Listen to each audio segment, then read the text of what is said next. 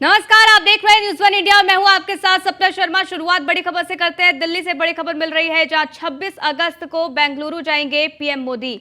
इसरो की टीम को बधाई देंगे प्रधानमंत्री नरेंद्र मोदी। ब्रिक्स सम्मेलन से लौटने के बाद पीएम जाएंगे।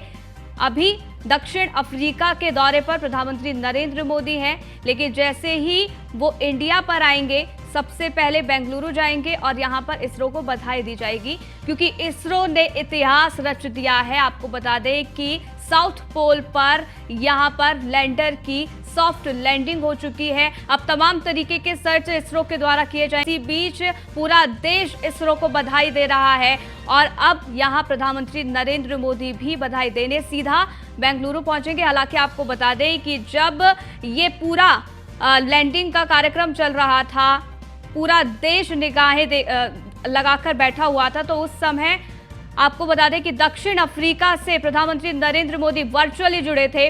उस दौरान भी उन्होंने अपने संबोधन के दौरान सभी को बधाई दी थी, लेकिन अब वो सीधा जैसे ही दक्षिण अफ्रीका से इंडिया आएंगे तो वो बेंगलुरु जाएंगे और बताया जा रहा है कि वहां इसरो के वैज्ञानिकों को वो बधाई देने वाले हैं।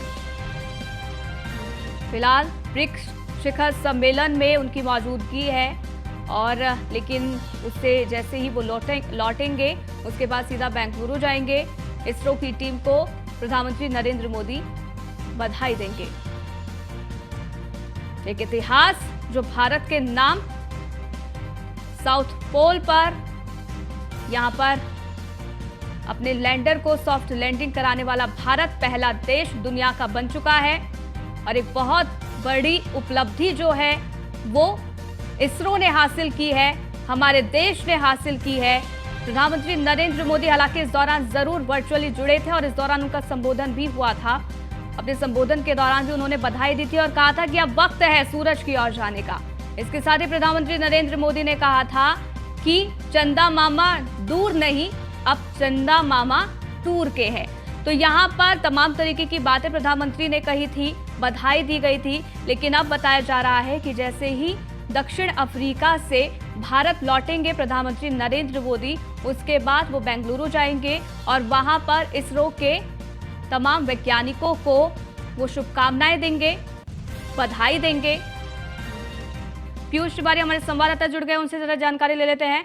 पीयूष, क्योंकि ऐतिहासिक लंबा कल था और एक बड़ा इतिहास भारत ने रच दिया है, अब ऐसे में क्योंकि दक्षिण अफ्रीका में प्रधानमंत्री नरेंद्र मोदी हैं, लेकिन अब जानकारी ये है कि जैसे ही वो इंडिया आएंगे बेंगलुरु जाएंगे और इसरो के वैज्ञानिकों को बधाई देंगे। बिल्कुल, अगर हम बात करें तो जिस तरीके से आपने देखा कि कल भारत ने एक इतिहास रचा और चंद्रयान 3 की सफल सॉफ्ट लैंडिंग करने गई और आज भी वो तस्वीरें आई हैं। आपने देखा कि विक्रम लैंडर से जो प्रज्ञान रोवर है उसको इसरो ने सुरक्षित तरीके से उतार लिया है और बाकायदा विक्रम लैंडर से प्रज्ञान रोवर की तस्वीर भी आई है। कल जिस तरीके से सॉफ्ट लैंडिंग हुई है उसके बाद आपने देखा कि प्रधानमंत्री वीडियो कॉन्फ्रेंसिंग के जरिए जुड़े रहे, लेकिन इस पूरे कार्यक्रम के बाद यही है कि सफल लैंडिंग के बाद प्रधानमंत्री बाकायदा इसरो के जो वैज्ञानिक हैं उनको फोन करते हैं, सोमनाथ को फोन करते हैं, उनके प्रमुख हैं वो, और सीधे तौर पर कहते हैं कि मैं भारत आऊंगा तो आप लोगों से भी मिलने आऊंगा और बाकायदा इसरो के जो तमाम वैज्ञानिक हैं उनका मनोबल बढ़ाने का प्रयास करते हैं। इसका पूरा देश है।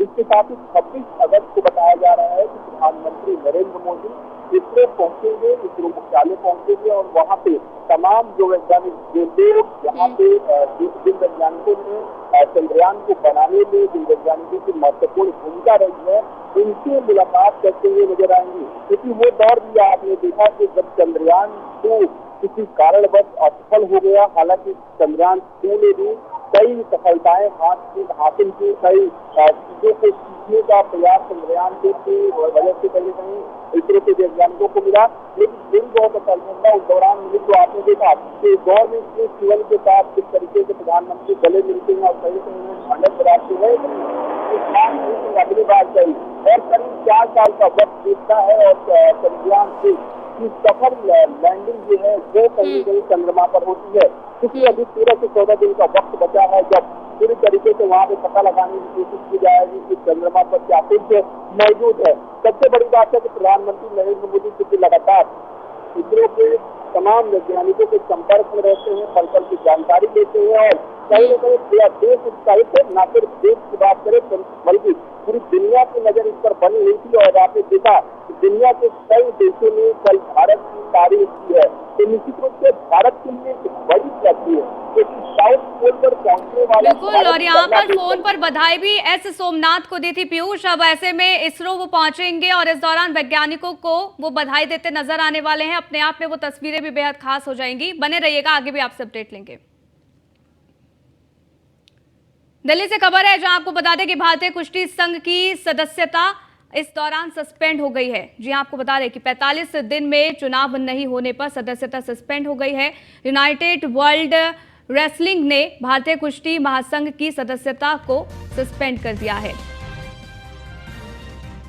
तो यहां बड़ी जानकारी आप तक पहुंचा रहे हैं। भारतीय कुश्ती संघ की सदस्यता सस्पेंड, 45 दिन में चुनाव नहीं होने पर सदस्यता को सस्पेंड कर दिया गया है। यूनाइटेड वर्ल्ड रेसलिंग ने भारतीय कुश्ती महासंघ की सदस्यता सस्पेंड की है। तो ये बड़ी खबर है। हालांकि समय दिया गया था, लेकिन क्योंकि चुनाव नहीं हो सके और ऐसे में अब यहां पर सदस्यता को सस्पेंड कर दिया गया है। तो ये बड़ी खबर है अपने आप में।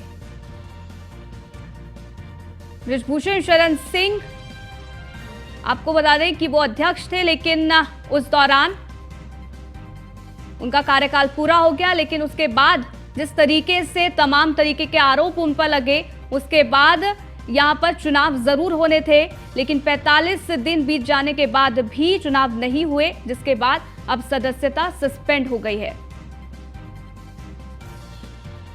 तो ये बड़ी जानकारी आप तक पहुंचा रहे हैं। यूनाइटेड वर्ल्ड रेसलिंग ने भारतीय कुश्ती महासंघ की सदस्यता सस्पेंड की है। अब आगे किस तरीके से चीजें होती हैं ये देखना होगा, लेकिन भारतीय कुश्ती संघ की सदस्यता सस्पेंड, चुनाव होने थे। अब ऐसे में 45 दिन बीत गए लेकिन चुनाव नहीं हुए, जिसके बाद अब सदस्यता सस्पेंड हो गई है। ये बड़ी जानकारी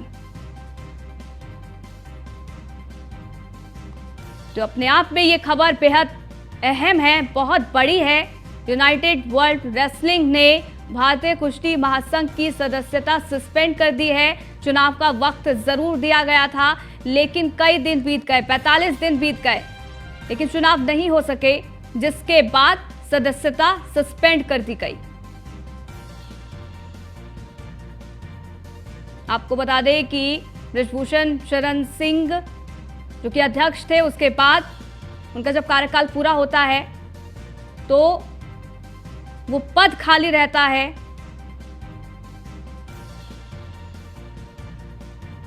अब ऐसे में चुनाव होना था, 45 दिन लेकिन बीत गए, चुनाव नहीं हुआ, जिसके बाद सदस्यता सस्पेंड हो गई। यूनाइटेड वर्ल्ड रेसलिंग ने भारतीय कुश्ती महासंघ की सदस्यता सस्पेंड कर दी है। तो ये खबर आप तक पहुंचा रहे हैं, बड़ी खबर। भारतीय कुश्ती संघ की सदस्यता सस्पेंड,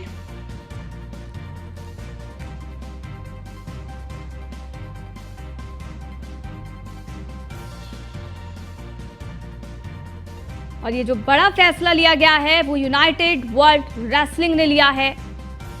इसको देखते हुए कि कई दिन बीत जाने के बाद भी चुनाव नहीं हुआ, लगभग 45 दिन बीत गए थे, चुनाव नहीं हुआ था, जिसके बाद ये फैसला लिया गया और भारतीय कुश्ती महासंघ की सदस्यता सस्पेंड की।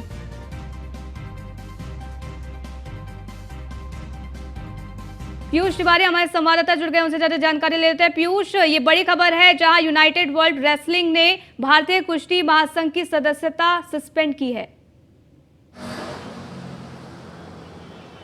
बिल्कुल, अगर हम बात करें तो भारत में जो कुश्ती प्रेमी हैं और ख़ासतौर पे जो लोग अंतर्राष्ट्रीय लेवल पर कुश्ती लड़ने जाते हैं, जो पहलवान जाते हैं, उनके लिए बेहद ही बुरी खबर है, क्योंकि UWW की बात करें, उसने कहीं ना कहीं भारतीय कुश्ती संघ की सदस्यता को रद्द कर दिया, या यूँ कहें कि सस्पेंड कर दिया है। अब सबसे बड़ी बात है कि अब देखने वाली बात होगी कि भारत सरकार की ओर से क्या कुछ कवायद की जाती है। हालांकि ये इस तरीके से अचानक से इसे सस्पेंड नहीं किया गया है। पूरी तरीके से आपने देखा कि UWW ने 30 मई को बाकायदा एक पत्र लिखा था और कहा था कि इसको 15 जुलाई तक किसी भी तरीके से इस चुनाव को करा लिया जाए। हालांकि अब पूरी तरीके से जब ब्रिजभूषण शरण सिंह और महिला पहलवानों के मामले को आपने देखा कि किस तरीके से इसको लेकर तमाम जो रस्साकसी है वो देखने को मिली थी, मामला कोर्ट में पहुंचा था और कहीं ना कहीं पहलवानों ने तमाम आरोप लगाए थे। इस वजह कहीं ना कहीं फॉलो लगभग नहीं किया गया और इस वजह से UWW ने इतना अब यहाँ पर बड़ा लिया झटका है। लगा है। पीयूष, अब देखना होगा आने वाले दिनों में क्या कुछ होता है। बहुत बहुत शुक्रिया तमाम जानकारी हम तक साझा करने के लिए। आगे बढ़ते हैं। विक्रम लैंडर से बाहर निकला प्रज्ञान रोवर, चांद पर छोड़ रहा भारत के निशान। रैंप पर लैंडर से बाहर आते रोवर की पहली तस्वीर भी सामने आई है, वो तस्वीर भी आप तक पहुंचाएंगे। लेकिन आपको बता दें कि कल का दिन इतिहास के पन्नों में लिख चुका है। भारत के नाम ये दिन रहा है जहां पर साउथ पोल पर भारत ने अपने, आपको बता दें कि लैंडर की सॉफ्ट लैंडिंग की और इतिहास के पन्नों में भारत का नाम दर्ज हो गया है। और ऐसा करने वाला भारत दुनिया का पहला देश बन गया है, जबकि चांद पर सॉफ्ट लैंडिंग करने वाला भारत चौथा देश बन गया है। इससे पहले चाइना, अमेरिका और रूस ने ये उपलब्धि हासिल की, लेकिन अब भारत चौथे नंबर पर इसमें हो गया है। लेकिन साउथ पोल पर लैंड करने वाला भारत पहला देश बन गया है।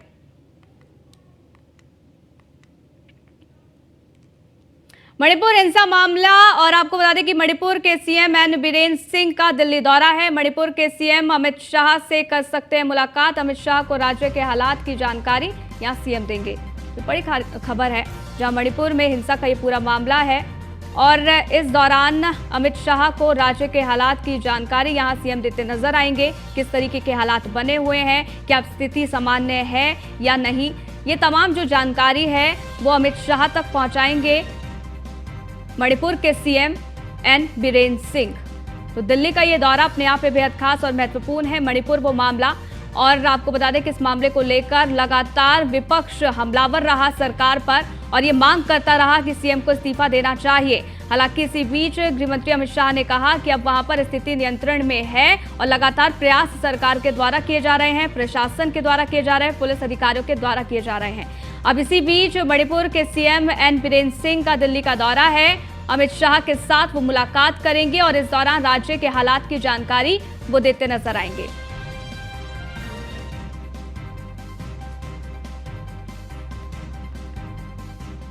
वहीं भागलपुर के देवी बाबू धर्मशाला में अमर शहीद रामफल मंडल के पुण्यतिथि पर अखिल भारतीय धानुक उत्थान महासंघ ने, आपको बता दें कि धानुक जागरूकता सम्मेलन कार्यक्रम का आयोजन किया और इस कार्यक्रम में तमाम अधिकारी सहित काफी संख्या में धानुक समाज के लोग मौजूद रहे। इस दौरान अखिल भारतीय धानुक उत्थान महासंघ के प्रदेश अध्यक्ष बलराम मंडल ने कहा है कि अमर शहीद रामफल मंडल भारत के स्वतंत्रता काल में ही भागलपुर के केंद्रीय कारा जेल में अंग्रेजों को फांसी पर लटका दिया गया और देश की आज़ादी के लिए अमर शहीद रामफल मंडल ने अपने प्राणों की आहुति दे दी, जिसे आज शहादत दिवस के रूप में मनाया जा रहा है। धानुक समाज के पुरखा अमर शहीद रामफल मंडल जी का शहादत दिवस मनाया जा रहा है।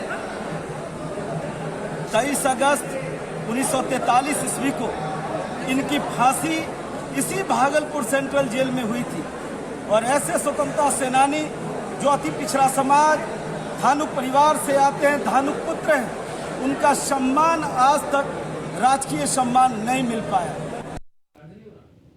और बिहार के कैमूर में अररिया पत्रकार हत्याकांड को लेकर पत्रकार संगठन ने आक्रोश मार्च निकाला। 18 अगस्त को पत्रकार विमल यादव को अपने घर से बाहर बुलाकर अपराधियों ने उन्हें सरेआम गोली मार दी थी। जगह जगह इस हत्याकांड के विरोध में प्रदर्शन भी किया जा रहा है।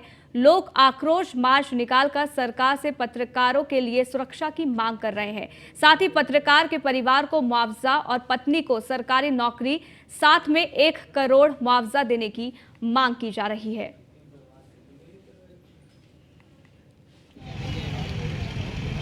पत्रकार अपने भाई की हत्या में गवाह थे और उन्होंने जिस तरह से एक गवाह और पत्रकार की हत्या की है। स्पष्ट रूप से यह बताया कि उन्हें शासन प्रशासन का भय नहीं है। दूसरी बात यह है कि जिस तरह से जेल में बैठकर अपराधी योजना बनाते हैं और जेल में बैठे बैठे पुलिस के कस्टडी में रहते हुए, प्रशासन के कस्टडी में रहते हुए इतनी बड़ी घटना को अंजाम दे रहे हैं, यह सुपौल के राघोपुर में एआईएमआईएम पार्टी सदस्यता अभियान चलाकर युवाओं को पार्टी से जोड़ रही है। एआईएमआईएम के युवा प्रखंड अध्यक्ष हिदायतुल्लाह रहमानी के नेतृत्व में इस अभियान को चलाया जा रहा है। युवा प्रखंड अध्यक्ष हिदायतुल्लाह रहमानी ने ये बताया है कि पार्टी के विस्तार और संगठन की मजबूती के लिए सदस्यता अभियान चलाया जा रहा है। उन्होंने कहा कि पार्टी के सुप्रीमो असदुद्दीन ओवैसी के नेतृत्व में आने वाले समय में पार्टी को मजबूती मिलेगी। इस दिशा में वह लोग कार्य कर रहे हैं।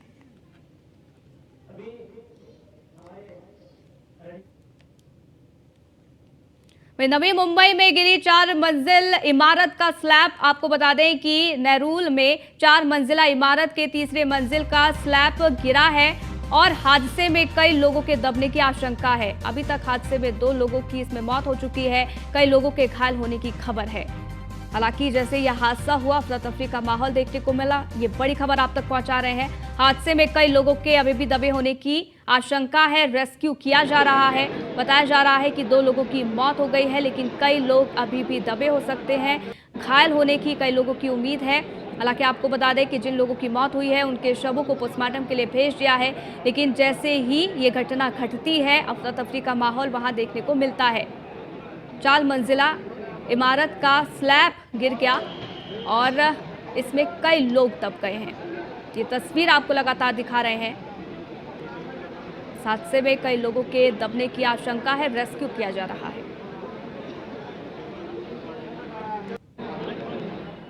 वहीं लखनऊ से खबर, जहां नवनियुक्त कांग्रेस प्रदेश अध्यक्ष पदभार ग्रहण करेंगे। थोड़ी ही देर में अजय राय पदभार ग्रहण करेंगे, उसकी हर एक तस्वीर आप तक पहुंचाएंगे। आपको बता दें कि अब अजय राय जो है वो अपना काम करना शुरू करेंगे। कांग्रेस के लिए तमाम तरीके के प्रचार प्रसार पहले से ही किए जा रहे थे, लेकिन अब एक नई जिम्मेदारी उनको दी गई है और उस जिम्मेदारी का निर्वहन वो किस तरीके से करते हैं ये देखना होगा। यहाँ पर नवनियुक्त कांग्रेस प्रदेश अध्यक्ष पदभार ग्रहण करेंगे। थोड़ी ही देर में अजय राय पदभार ग्रहण करेंगे। हालांकि कार्यक्रम में आपको बता दें कि तमाम तरीके के कांग्रेस के कार्यकर्ता मौजूद हैं और यहाँ पर कार्यक्रम में पहुंचने का सिलसिला नेताओं का जारी है। अब ऐसे में आज अपना पदभार ग्रहण करेंगे अजय राय, कांग्रेस के नए प्रदेश अध्यक्ष हैं। संदीप मिश्रा हमारे संवाददाता जुड़ गए हैं, उनसे ज्यादा जानकारी ले लेते हैं। संदीप, थोड़ी ही देर में अजय राय पदभार ग्रहण करेंगे। फिलहाल कौन कौन से नेता कार्यक्रम में मौजूद हैं, क्या जानकारी? देखिए, बिल्कुल निश्चित तौर पे अगर बात करें अजय राय की बात करते हैं तो वो घर से बनारस से निकल चुके हैं, यानी लखनऊ पहुंचने वाले हैं। अब से कुछ ही देर के बाद वो लखनऊ पहुंचेंगे और लखनऊ पर भाग ग्रहण करते हुए नजर आएंगे। यानी साफ है कि जिस तरीके से अजय राय ज्वाइन करेंगे आज, उसको लेकर के नई कारकर्दगी को लेकर के बैठक होगी। साथ ही साथ में अगर बात करते हैं तो जो उनके कार्यकर्ता है, पूरे प्रदेश भर के कार्यकर्ताओं को आज बुलाया गया है, पार्टी कार्यालय बुलाया गया है, सभी को आमंत्रित किया गया है कि नए नवनिर्वाचित प्रदेश अध्यक्ष की ज्वाइनिंग पर सभी पदाधिकारी हों, बड़े नेता हों या कभी पार्टी के लिए उन्होंने कभी कोई काम किया हो, उन सभी को बुलाया गया है। यानी कि एक भव्य स्वागत की पूरी तरीके से कांग्रेस पार्टी ने तैयारी की है के लेकर के, इसको लेकर के ढोल नगाड़े बजाए जा रहे हैं। साथ ही साथ में जगह जगह टेंट लगाए गए हैं। बात कर ले तो वहाँ पे जगह जगह पे छोटे छोटे कार्यक्रम हो रहे हैं। तो निश्चित तौर पे नए प्रदेश अध्यक्ष के आगमन को लेकर के तैयारियां कांग्रेस पार्टी जोरों से कर रही है और कई जगह पे लखनऊ से बनारस से लेकर लखनऊ तक कई जगह उनके आस। ठीक है, थोड़ी ही देर में अजय राय पदभार ग्रहण करेंगे। वो तस्वीर अपने आप में बेहद खास होंगी। बहुत बहुत शुक्रिया हमारे साथ जुड़ने के लिए, जानकारी हम तक साझा करने के लिए। आगे बढ़ते हैं, नोएडा में फर्जी कॉल सेंटर का पर्दाफाश हुआ है। 86 लोगों के खिलाफ नामजद मुकदमा दर्ज हुआ है। इसके साथ ही आपको बता दें कि 46 लड़के और 38 लड़कियां गिरफ्तार की गई है। सेक्टर 6 में चल रहा था फर्जी कॉल सेंटर। मणिपुर और नागालैंड के ज्यादातर कर्मचारी हैं। 150 कंप्यूटर हैं, 13 मोबाइल, एक बड़ा सर्वर भी बरामद कर लिया गया है। 20 लाख कैश, 42 प्रिंटर, एक लग्जरी कार बरामद की गई है। इसके साथ ही गिफ्ट कार्ड, क्रिप्टो करेंसी के जरिए पैसा ये लेते थे। थाना फेज 1 क्षेत्र का ये पूरा मामला है। इस बुलेटिन में फिलहाल के लिए बस इतना ही, रुकेंगे एक छोटे से ब्रेक के लिए। देखते रहिए न्यूज़ 1 इंडिया।